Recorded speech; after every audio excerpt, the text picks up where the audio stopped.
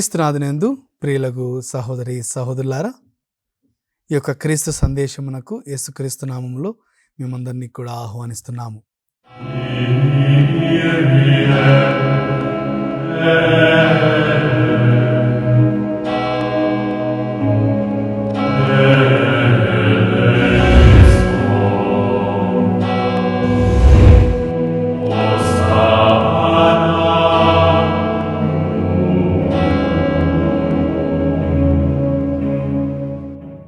మనం ఆరంభించుకునే ముందు ఒక చిన్న ప్రార్థన చేద్దాం. ఓ ప్రభువా, ఈ యొక్క రోజును మా యొక్క భవిష్యత్తును మీకు సమర్పిస్తున్నాము. మీరు దీవించండి. మీ యొక్క నామం బట్టి మీకు వందనాలు తెలియజేస్తున్నాము. ఈరోజు వాక్యాన్ని వింటున్నటువంటి ప్రతి ఒక్కరిని, వారి కుటుంబ సభ్యులను దీవించండి. ఈ యొక్క వాక్యం ద్వారా మా యొక్క జీవితంలో ఆధ్యాత్మికంగా ఎదగడానికి కావలసిన సహాయాన్ని అందించమని ఈ యొక్క మనల్ని మా నాథురైన యేసుక్రీస్తు నామమున అడిగి వేడుకొంచున్నాం తండ్రి, amen. Praise the Lord, praise the Lord, hallelujah, hallelujah. క్రీస్తునాథునందు ప్రియులకు సహోదరి సహోదరులారా, ఈ యొక్క క్రీస్తు సందేశంలో మనం ఈరోజు ధ్యానించుకునేటటువంటి అంశం పేరు ఆత్మీయ గర్వము. ఈ యొక్క మాట విన్నప్పుడు మీకు అనిపించవచ్చు, ఆత్మీయత అనేది లేకపోతే ఆధ్యాత్మికత అనేది ఒక సకారాత్మకమైనటువంటి పదమని, అనగా ఒక పాజిటివ్ వర్డ్ అని, గర్వము అనేది నకారాత్మకమైనటువంటి పదమని, అనగా ఒక నెగిటివ్ వర్డ్ అని. మరి ఈ యొక్క పాజిటివ్ మరియు నెగిటివ్ పదాలు రెండు కలిపి ఆత్మీయ గర్వం అనేది కూడా ఉంటుందా, ఆధ్యాత్మికమైనటువంటి గర్వం కూడా ఉంటుందా అనే ఆలోచన మనందరికీ కూడా రావచ్చు.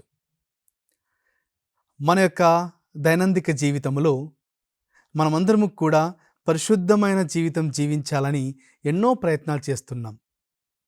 ఒకవేళ తప్పు చేసినప్పటికీ, పాపం చేసినప్పటికీ, కొద్దిసేపు మనకు దాని గురించి బాధ కలిగినప్పటికీ, ఆ తర్వాత మనకు వచ్చే తలంపులు అలాంటి తప్పు చేయకుండా ఉంటే బాగుండేది కదా, నేను ఆ రోజు ఎందుకు చేశాను, ఇక నుంచైనా నేను చేయకుండా ఉండాలి అనేటువంటి ఈ యొక్క ఆలోచనలు మనకు సర్వసాధారణంగా వస్తూ ఉంటాయి.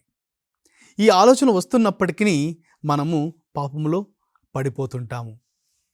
మరి ఇన్ని పాపకరమైనటువంటి విషయములు, ఆలోచనలు మన జీవితంలో ఉండగా, పరిశుద్ధమైన జీవితం జీవిస్తూ కూడా మనం పాపంలో పడే అవకాశాలు ఉన్నాయా? ఒక మంచి జీవితం జీవిస్తూ కూడా మనము దేవునికి విరుద్ధంగా వెళ్ళే అవకాశాలు ఉన్నాయా అంటే ఉన్నాయి అని ఈరోజు చెప్పుకోవాలి. అదే ఆధ్యాత్మికమైనటువంటి గర్వము, లేకపోతే ఆత్మీయ గర్వము. ఏమిటి ఈ యొక్క ఆత్మీయ గర్వము, లేకపోతే ఈ యొక్క ఆధ్యాత్మిక గర్వం అంటే ఏమిటి? నీకు నాకు తెలుసు ప్రియ సహోదరి సహోదరులారా, సాతాను కూడా దేవునికి విరుద్ధంగా వెళ్ళడానికి కారణము ఈ యొక్క అహంకారము లేదా ఈ యొక్క గర్వం అని చెప్పుకోవచ్చు. దేవుని స్తుతిస్తూ, దేవుని యొక్క సన్నిధిలో ఉంటూ, దేవునికి ఎంతో దగ్గరగా ఉన్నటువంటి ఆ యొక్క దూత కూడా చివరికి తనలో దేవునితో పోల్చుకుంటూ, దేవుడు నాకన్నా గొప్పవాడా, నేను గొప్పవాని కాదా, నేను పరిశుద్ధంగా లేనా, నేను మంచి జీవితం జీవించడం లేదా అనేటువంటి ఈ యొక్క ఆలోచనతో మనము ఈ యొక్క గర్వముతో మనము సాతానుకు దగ్గర అవుతూ ఉంటాం, లేకపోతే మనం పాపంలో పడిపోతుంటాం. మరి యొక్క ఆత్మీయ గర్వము గురించి మనం నేర్చుకోవాలంటే మనం పరిశుద్ధ గ్రంథంలో ఉన్నటువంటి కొన్ని ఉదాహరణలు తీసుకోవచ్చు.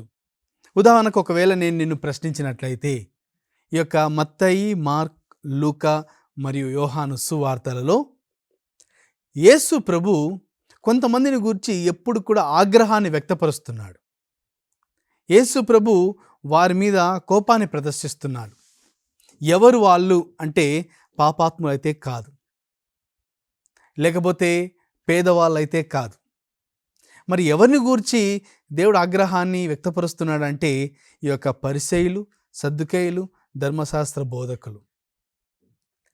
మరి సమాజంలో వీళ్ళందరూ కూడా మంచి హోదా కలిగి ఉన్నారు, మాట పట్టు కలిగి ఉన్నారు, మంచి డబ్బు కలిగిన వాళ్ళు, మంచి స్తోమత కలిగిన వాళ్ళు, ఇతరులాంటి వాళ్ళు కాదు. అయినప్పటికీ ఎందుకు యేసు ప్రభు వారిని గూర్చి ఆగ్రహాన్ని వ్యక్తపరుస్తున్నారు? యేసు ప్రభు ఎన్నో సందర్భాల్లో ఉపయోగించారు. మీరు సమాధుల వలె ఉన్నటువంటి వాళ్ళు, బయట తెల్లగా కనిపించినప్పటికీ లోపల మాత్రం కుళ్ళిపోయినటువంటి జీవితంతో జీవిస్తున్నారని యేసు ప్రభు సంబోధిస్తూ ఉండడం. మరి అదేవిధంగా ఇంకా ఎన్నో సందర్భాల్లో వారికి సూటిగా సమాధానం చెప్తూ యేసు ప్రభు యొక్క సువార్తల్లో కనిపిస్తున్నాడు. అనగా యేసు ప్రభు తన యొక్క జీవిత కాలంలో తను జీవిస్తున్నప్పుడు ప్రత్యేకంగా పాపుల పట్ల దయాగుణాన్ని చూపించాడు. అదేవిధంగా పేదల పట్ల సానుభూతిని చూపించాడు. స్త్రీల పట్ల గౌరవాన్ని ప్రదర్శించాడు. అనారోగ్యముతో కుష్ఠరోగులతో ఉన్న వారికి స్వస్థతనిచ్చాడు. తన ప్రేమను కనబరిచాడు.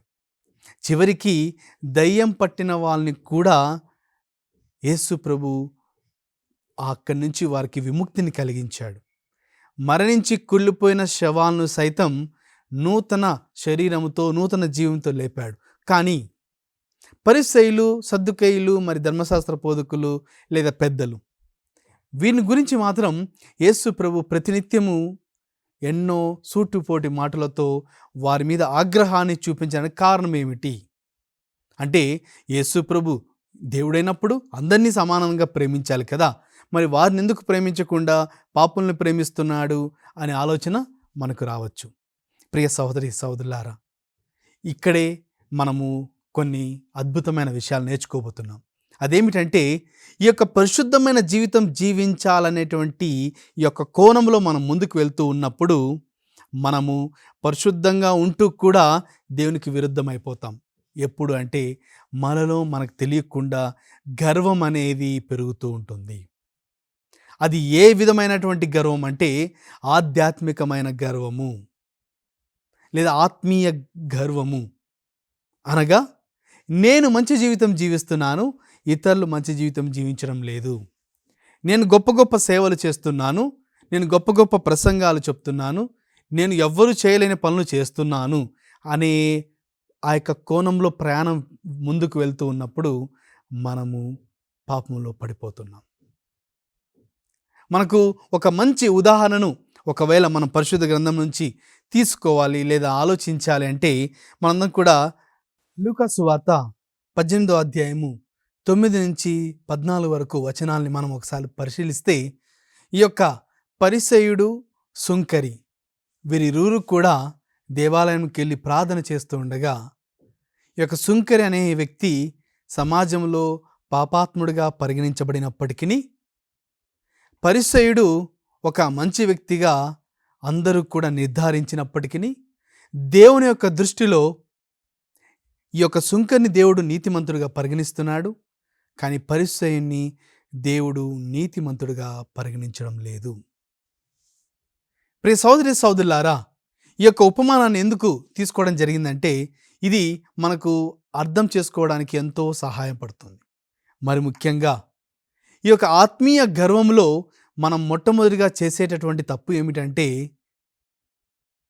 దేవునికి అనుగుణంగా అన్ని మంచి పనులు చేస్తున్నామనేటువంటి ఆలోచన అధికముగా ఉన్నప్పుడు, రెండవది మనం మంచి జీవితం జీవిస్తున్నాం కావున ఇతరులను వాళ్ళలో తప్పులను మనం వెతుకుతూ జీవిస్తున్నప్పుడు మనము ఆత్మీయ గర్వానికి లోనవుతూ ఉంటాం. అందుకనే ఒక్కొక్క అంశాన్ని మనం లోతుగా పరిగణించుకుంటూ మనం ధ్యానించుకుందాం. లూకా సువార్త 18వ అధ్యాయము 11వ వచనాన్ని మనం మొట్టమొదటిగా చదువుకుందాం. పరిసయ్యుడు నిలుచుండి తనలో తాను, ఓ దేవా, నేను ఇతరుల వలె లోబిని, అన్యాయం చేయువాడను, వ్యభిచారిని కాను, ఈ సుంకరి వంటి వాడను కాను, అందులకు నీకు కృతజ్ఞుడను. నేను వారమునకు 2 మార్లు ఉపవాసముందును, నా ఆదాయం అంతటిలో 10వ వంతు చెల్లించుచున్నాను అని ప్రార్థించను. బాగా గమనించాలండి, ఈ యొక్క పరిసయ్యుడు ప్రార్థిస్తున్నాడు. ప్రార్థన అనగా నీకు నాకు తెలుసు, దేవునితో సంభాషించడం. ఇతను కూడా దేవునితో సంభాషిస్తున్నాడు, మంచి పని. కానీ ఇతను చేసేటటువంటి ప్రార్థనలో లోపం ఉంది అని మనకు సువిశేషపట్నం నేర్పిస్తుంది. ఏమిటా ఆ లోపం? అనగా ఈ యొక్క పరిశుద్ధతలో మనము ఇతరులతో పోల్చుకోవడం. ఈ యొక్క పరిసయ్యుడు ప్రార్థన చేస్తూ వెనుకల నిల్చున్నటువంటి సుంకరి వంటి వాడను కాను అని దేవునికి తెలియజేస్తున్నాడు. అతను చేసిన మంచి పనులు కూడా తెలియజేస్తున్నాడు. ఉపవాసం ఉంటున్నాడు, ఆదాయంలో 10వ చెల్లిస్తున్నాడు, వ్యభిచారైతే కాదు, అన్యాయం చేయలేదు, అన్ని మంచి పనులు చేసినప్పటికీ దేవుడు మాత్రం ఈ యొక్క పరిసయ్యుణ్ణి నీతిమంతుడిగా పరిగణించడం లేదు. ఈ యొక్క సుంకరి ఎవరైతే వెనకల ఉండి ప్రార్థన చేస్తూ ఉన్నాడో తనకు తాను ఒక పాపాత్ముడిగా దేవుని ముందు పరిగణించుకుంటున్నాడు. ప్రభుకు తెలియజేస్తున్నాడు, ప్రభువా నేను పాపాత్ముడను. కానీ మరి దేవుని దృష్టి, ఈ యొక్క సమాజం దృష్టి రెండు వేరుగా ఉన్నాయి ఎందుకు అనేటువంటి ఆలోచన మనందరికీ కూడా రావచ్చు. ప్రియ సోదరి సోదరులారా, మనం ఈ యొక్క సమాజంలో జీవిస్తున్నాం, సమాజంలో ఉంటున్నాం. మరి ఈ యొక్క సమాజానికి అనుగుణంగా జీవించాలని ప్రపంచమంతా కూడా మనకు నేర్పిస్తుంది. కానీ ఈ యొక్క సమాజం చూసేటటువంటి తీరు వేరు, దేవుడు చూసేటటువంటి తీరు వేరు. ఇదే మనం ఈరోజు తెలుసుకోవాల్సిన విషయం. దేవునికి మనం అనుగుణంగా జీవించాలంటే మంచి మంచి క్రియలు చేస్తే దేవుని దృష్టిలో మంచివారుగా ఉంటాము అని మనం తలంచుతూ ఉంటాం. మరి సమాజానికి తగిన విధంగా మనం జీవిస్తున్నప్పుడు సమాజం మెచ్చుకుంటుంది అనే ఆలోచనతో మనం ముందు ఉంటాం. కానీ నేను ఈరోజు గ్రహించాలి, సమాజానికి అనుగుణంగా నేను జీవిస్తున్నప్పుడు సమాజం మెచ్చుకుంటుంది. కానీ దేవునికి అనుగుణంగా జీవిస్తూ సమాజానికి కూడా అనుగుణంగా ఉండడానికి 2 ప్రయత్నాలు చేసినప్పుడు మన యొక్క జీవితం ఏ విధంగా ఉంటుందంటే 2 పడవల మీద మన 2 కాళ్ళు పెట్టినట్టు ఉంటుంది ప్రయాణంలో. ఒక మనిషిగా మనం నీటిలో ప్రయాణం చేస్తున్నప్పుడు ఒక పడవలో 2 కాళ్ళు పెట్టి వెళ్ళాల్సి ఉంటుంది. 2 పడవల మీద 2 కాళ్ళు పెట్టినప్పుడు మన యొక్క జీవితం ఏ విధంగా ఉండబోతుందో నీకు నాకు తెలుసు. ఈ యొక్క పరిసయ్యుడు ప్రార్థన చేసినప్పటికీ ఇతరులతో పోలుస్తూ ఉన్నాడు. అనగా తను చేస్తున్న పనులన్నీ కూడా మంచివని దేవుని గుర్తు చేస్తూ అలాంటి పాపాత్ముని వంటి వారిని మాత్రం కాదు అని దేవుని గుర్తు చేస్తున్నాడు. కానీ సమాజానికి అనుగుణంగా పరిసయ్యుడుకు ఎన్నో ప్రశంసలు అందుకొని ఉంటాడు, ఎన్నో పేరు ప్రఖ్యాతులు పొందుకొని ఉంటాడు, ఎంతో ప్రఖ్యాతిని పొందుకొని ఉంటాడు. కానీ దేవుని దృష్టిలో ఓడిపోయాడు. ప్రియ సోదరి సోదరులారా, మనమందరం కూడా ఎన్నో సందర్భాల్లో సమాజంలో మెప్పు పొందుకొని ఉండవచ్చు, సమాజం నీకు ఎన్నో అవార్డులు ఇచ్చి ఉండవచ్చు, సమాజం నీకు గొప్ప గొప్ప ప్రశంసలు ఇచ్చి ఉండవచ్చు. కానీ ఇవేవి కూడా శాశ్వతం కాదు. నేను బహుమానం పొందుకోవాల్సింది ఆ యొక్క ప్రభు యొక్క దృష్టిలో. ప్రభు యొక్క దృష్టిలో నేను ఎలాంటి జీవితాన్ని జీవిస్తున్నాను. ఈ యొక్క ఉదాహరణ ద్వారా, ఈ యొక్క ఆత్మీయ గర్వం అనేటువంటి యొక్క అంశం ద్వారా ప్రియ సోదరి సోదరులారా, మనం నేర్చుకునేటువంటి 2వ అంశం ఏమిటంటే మన యొక్క జీవితాలను కేవలం మంచి పనులు చేస్తే దేవుని దృష్టిలో నేను మంచివాడిగా ఉంటాను అనుకోవడం 100కు 100% పొరపాటు.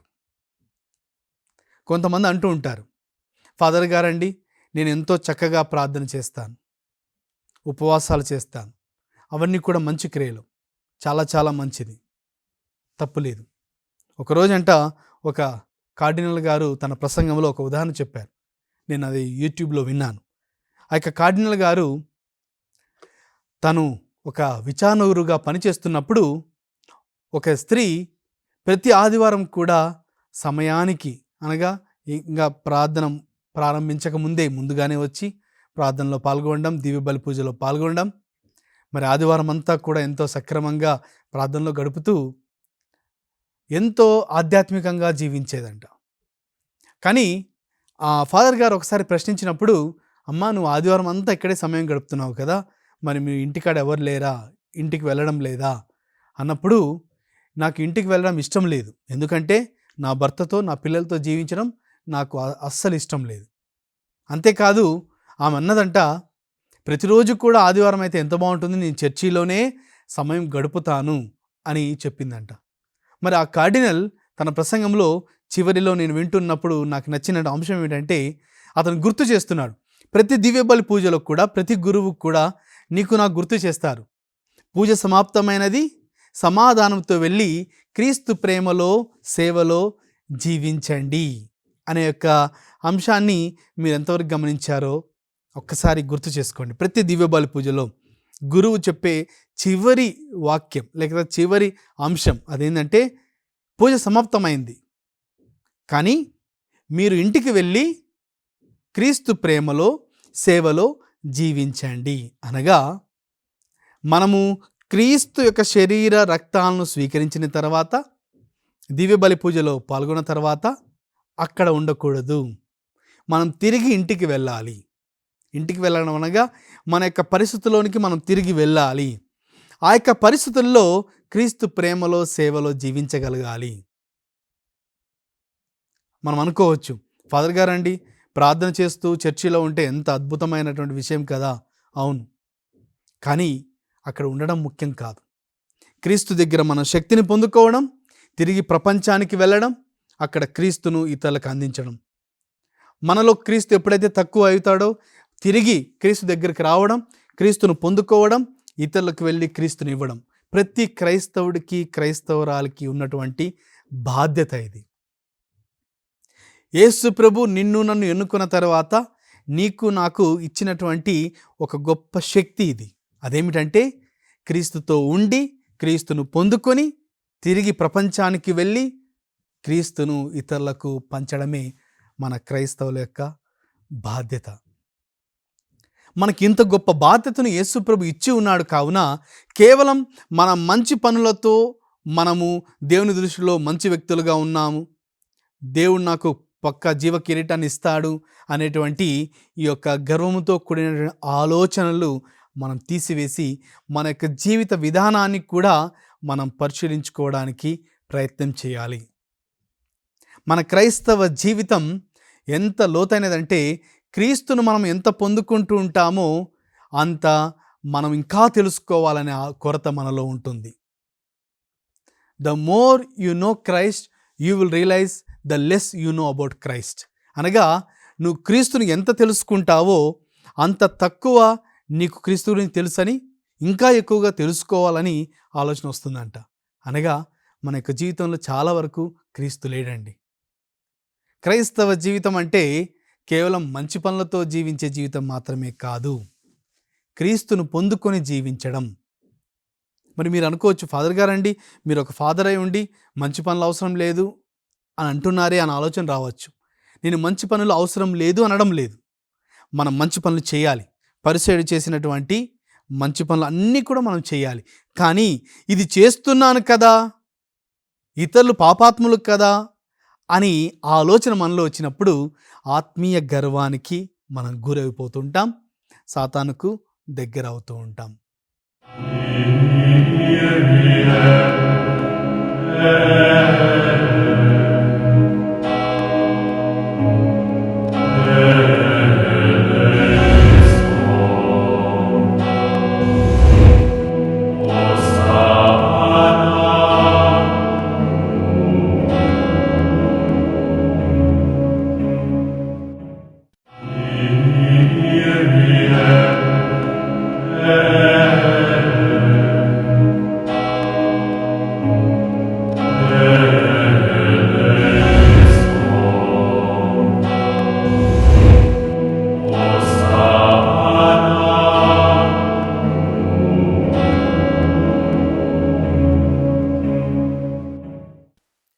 ప్రియ సోదరి సోదరులారా, మనము ఒక ఉద్యోగం తెచ్చుకోవాలన్నా, ఒక పదవికి చేరాలన్నా మనలో కొన్ని క్వాలిఫికేషన్స్ అవసరం.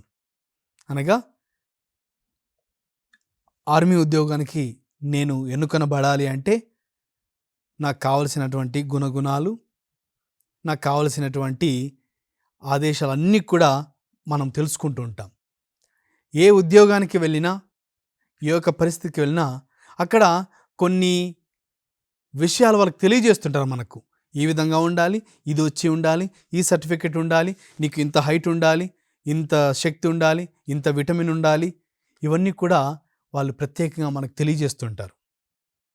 కానీ మరి క్రీస్తులో మనము ఒక మంచి వ్యక్తిగా పరిగణించబడాలి అంటే మనం ఎలాంటి గుణగుణాలు కలిగి ఉండాలి అనే ఆలోచనలు మనకు రావచ్చు. ఒక పాపాత్ముడిగా జీవించినటువంటి ఒక సుంకర్ని దేవుడు మెచ్చుకుంటున్నాడు. మంచి పనులు చేసిన ఒక పరిసయ్యుని మాత్రం దేవుడు నీతిమంతుగా పరిగణించడం లేదు. మరి ఎలా జీవించాలి అనే ఆలోచన నీకు నాకు కూడా వస్తూ ఉంటుంది. బాగా గమనించాలండి. ఒకసారి వాక్యం చదువుకుందాం. లూకా సువార్త 18వ అధ్యాయము 13వ వచనాన్ని మనం చదువుకుంటే, సుంకరి దూరముగా నిలవబడి కన్నులైనను పైకెత్తుటకు సాహసింపక రొమ్ము బాదుకొనుచు, ఓ దేవా, ఈ పాపాత్ముని కనికరింపుము అని ప్రార్థించెను. మరి సుంకరి ప్రార్థనలో గొప్పతనం ఏముంది? ఒక పాపాత్ముడని తనకు తాను ఒప్పుకుంటున్నాడు. అంతేకాదు, కన్నులైనా పైకెత్తడం లేదు. అనగా తప్పు చేసిన వాళ్ళే సాధారణంగా తల దించుకుంటూ ఉంటాం. కానీ ఇలాంటి వ్యక్తిని దేవుడు ఎందుకు ఒక నీతిమంతుడుగా పరిగణిస్తున్నాడు? ఇదే మనం ఈరోజు ధ్యానించుకునేటువంటి అంశం. ప్రియ సోదరి సోదరులారా, ఒకసారి మనం గమనించాలి. ఈ యొక్క సుంకరికి ప్రభు దగ్గర కన్నులైనా పైకెత్తుటకు సాహసం లేదు. తను పాపాత్ముడని గుర్తు చేసుకున్నాడు. తను ఒక పాపి అనేటువంటి విషయము తనకు పరిపూర్తిగా తెలుసు. దేవుని యొక్క కనికరము తనకు అవసరమని తనకు తెలుసు. అయినప్పటికీ సుంకరిని మాత్రమే దేవుడు నీతిమంతుడిగా పరిగణించడానికి కారణం, సుంకరి ఇతరులతో పోల్చుకోవడం లేదు. కానీ ఈ పరిసయ్యుడు సుంకరితో పోలుస్తున్నాడు. కారణం, తనకు నేను మంచి జీవితం జీవిస్తున్నాననే ఒక గర్వం ఆ యొక్క పరిసయ్యుల్లో ఉంది. కావున సుంకరిని తక్కువగా పరిగణిస్తూ తనకు తాను పెద్దగా ఎంచుకుంటున్నాడు. ఈ సందర్భంలోనే యేసు ప్రభు పరిసయ్యుని పూర్తిగా తగ్గిస్తున్నాడు, మరి సుంకరిని పైకి లేవనెత్తుతున్నాడు. అందుకనే వాక్యం తెలియజేస్తుంది, తనకు తాను తగ్గించుకునేవాడు హెచ్చింపబడతాడు, తనకు తాను హెచ్చించుకునేవాడు తగ్గించబడతాడు. ఈ యొక్క అంశంలోనే మనకు ఈ యొక్క ఆత్మీయ గర్వం ఎన్నో సందర్భాల్లో మనకు మన కంటికి కనిపించకపోవచ్చు, సమాజానికి కనిపించకపోవచ్చు. మనం సమాజంలో అనిల్ ఫాదర్ అంటే ఒక మంచివాడు, ఒక మంచి ప్రార్థన చేసే వ్యక్తి అని అనిపించుకోవచ్చేమో. కానీ దేవుని దృష్టిలో నేను ఎలాంటి వాడినో దేవునికి మాత్రమే తెలుసు. మీ యొక్క విచారణల్లో, మీ యొక్క సంఘాలలో మీరు గొప్ప ప్రార్థన చేసే వ్యక్తులు కావచ్చు, వేరు మాటలతో వేరు భాషలతో మాట్లాడే వ్యక్తులు కావచ్చు, ఎన్నెన్నో వాక్యాలు చూడకుండా చెప్పగలిగే వ్యక్తులు కావచ్చు, బైబిల్ చదివేటటువంటి మంచి వ్యక్తివై ఉండవచ్చేమో. నీకు ఎన్ని ఉన్నా దేవుని దృష్టిలో నువ్వు ఏ విధంగా పరిగణించబడ్డావో దాన్ని నేను గమనించాలి. మంచి చేస్తున్నానే గర్వం మనలో ఉన్నట్లయితే ఆ మంచికి ప్రతిఫలం లభించదు. పేరు ప్రఖ్యాతుల కోసం నువ్వు కష్టపడుతూ ఉంటే అది నీకు లభించదు. కేవలం డబ్బు కోసం నువ్వు కష్టపడుతూ ఉంటే అది నీకు లభించదు. దేవుని సేవలో నిన్ను నీవు గొప్పగా ఒక గొప్ప వ్యక్తిగా పరిగణించబడటానికి దేవుని కూడా లెక్క చేయకుండా నేను దేవుని సేవలో ఉన్నాననే ఒక తలంపుతో నువ్వు ముందుకు వెళ్తూ ఉంటే దయచేసి ఒక్క రోజు మన జీవితాన్ని ఆపి ధ్యానించాలి. ఎందుకంటే ప్రియ సహోదరి సహోదరులారా, నీవు నేను చేసే పనులు ఏవి కూడా గొప్పవి కాదు. నువ్వు ఎంత ప్రసంగం చెప్పినా, ఎంతమందిని బాప్తిసం ఇచ్చినా, ఎంతమంది నీ ప్రసంగంతో ఆకట్టుకున్నా, ఎంతమందికి దేవుని యొక్క వాక్యాన్ని ఇచ్చినా, నీలో ఆత్మీయ గర్వం ఉన్నట్లయితే నీ జీవితము దేవునికి దూరంగా వెళ్తుంది. కుటుంబాలలో మీ యొక్క బంధుమిత్రులతో వాడు చేయలేని మంచి పనులు నేను చేశాను, నేను ఈరోజు అన్ని పనులు చేశాను, చర్చిలో ఇంత గొప్ప పని చేశాను, ఇంత కానుకలు ఇచ్చాను అనేటువంటి విషయాల్లో తహతహలాడవద్దు. అది సమాజపరంగా నీకు పేరునిస్తుంది. సమాజంలో ఉన్న వాళ్ళు నిన్ను మెచ్చుకుంటారు, నీ చుట్టుపక్కల వాళ్ళు నిన్ను మెచ్చుకుంటారు, మీ యొక్క విచారణ గురువు నిన్ను మెచ్చుకుంటాడు. నేను అందరూ కూడా ప్రశంసలతో పొగడవచ్చు, శాలువాలతో కప్పవచ్చు. కానీ క్రీస్తు నిన్ను ఒక నిజమైన వ్యక్తిగా పరిగణిస్తున్నాడా? నువ్వు చేసే సేవ, నువ్వు చేసే కానుకలు, నువ్వు చేసే దానాలు అవన్నీ కూడా నీ పేరు కోసం, స్వలాభం కోసం చేస్తున్నవా, లేదా నిజముగా దేవుని యొక్క మహిమ కోసం చేసేవా అనేది ఒక్క ప్రశ్న చేసుకోవాలి. నువ్వు చేసే ప్రతి పని, ప్రతి మంచి పని, నువ్వు మాట్లాడే ప్రతి మంచి మాట దేవునికి మహిమ కలిగించే విధంగా ఉన్నట్లయితే దేవుడు నీతిమంతుడుగా నిన్ను పరిగణిస్తాడు నీ మంచి క్రియలతో పాటు. లేదు, నువ్వు చేసే ప్రతి మంచి పని కూడా నీ యొక్క స్వలాభం కోసం, నీ యొక్క ప్రశంసల కోసం, నీ విచారణలో మంచి పేరు కోసం చేస్తున్నట్లయితే ప్రియ సోదరి సోదరులారా, నీకు సమాజం మెచ్చుకుంటుంది, కానీ దేవునిలో నువ్వు నీతిమంతుడిగా పరిగణించబడు.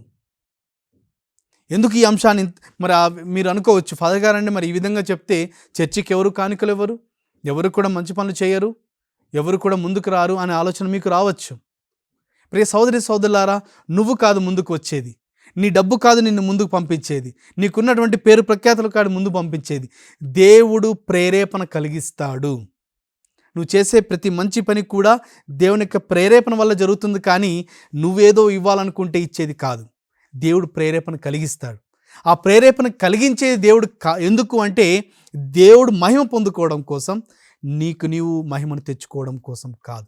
కావున ప్రియ సోదరి సోదరులారా, ఈ యొక్క ఆత్మీయ గర్వం అనే అంశంలో మనం ధ్యానిస్తుండగా ఈరోజు మనల్ని మనం ప్రశ్నించుకుందాం. నేను చేసే మంచి పనులన్నీ కూడా ఇతరులు చేయడం లేదని వాళ్ళతో పోల్చుకుంటున్నానా? ఇతరులు చేయలేని పని నేను చేస్తున్నానని గర్వంగా ఉన్నావా? నువ్వు చేసే మంచి పనులన్నీ కూడా నీ యొక్క స్వలాభం కోసం, పేరు ప్రఖ్యాతుల కోసం చేస్తున్నావా, లేదా దేవుని యొక్క మహిమ కోసం చేస్తున్నావా? ఈ యొక్క కొన్ని ప్రశ్నలను మన యొక్క జీవితంలో, మన కుటుంబాల్లో ప్రశ్నించుకుందాం. మనం చేసే ప్రతి మంచి పని, మనం చేసే ప్రతి మాట, మనం చేసే ప్రతి ఒక్క ప్రయత్నము కూడా కేవలం క్రీస్తుకు మహిమ తెచ్చేలాగున ఉండాలని మనమంతా కూడా ప్రార్థన చేద్దాం. మరి చివరిగా చిన్న ప్రార్థన చేసుకుందాం. ఓ ప్రభువా, ఈరోజు వాక్యము ద్వారా ఆత్మీయ గర్వముతో మేము ఎన్నో సందర్భాలు జీవించిన విషయాలు కానీ సందర్భాలు కానీ ఉండవచ్చు. ప్రభువా, ఈరోజు క్షమించండి. మరి ఇకపై మేము చేసే ప్రతి పని కూడా మీకు మాత్రమే మహిమ తెచ్చులాగున దీవించమని, మేము చేసే ప్రతి ప్రయత్నాల్లో కూడా ప్రభువా మమ్ము దీవించండి, మీరు మహిమ పొందుకోమని, ఈరోజు వాక్యం విన్నటువంటి ప్రతి ఒక్క బిడ్డను కూడా వారి కుటుంబ సభ్యులను దీవించమని ప్రార్థిస్తున్నాం. ఈ యొక్క మనల్ని మా అనాథులైన యేసుక్రీస్తు నామమున అడిగి వేడుకొంచున్నాం తండ్రి, ఆమెన్. ప్రియ సోదరి సోదరులారా, వచ్చే వారం ఇదే సమయానికి ఇదే అంశం ద్వారా ఇంకా లోతుగా ధ్యానించుకుందాం. దేవుడు మిమ్మల్ని అందరినీ కూడా దీవించును గాక. May God bless all of you.